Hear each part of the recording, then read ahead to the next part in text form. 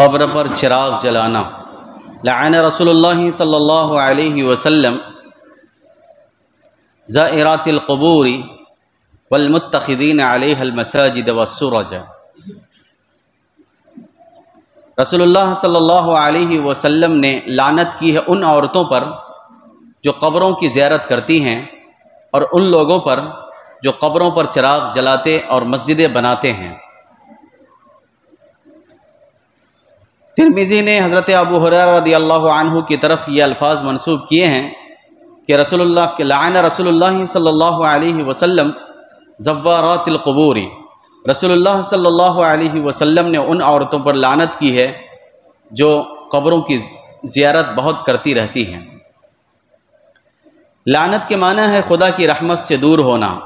مطلب یہ ہے کہ نبی کریم صلی اللہ علیہ وسلم نے قبروں پر جانے والی عورتوں کو اللہ کی رحمت سے محروم قرار دیا ہے، جو بار بار قبروں پر جاتی ہیں اور کثرت سے جاتی ہیں۔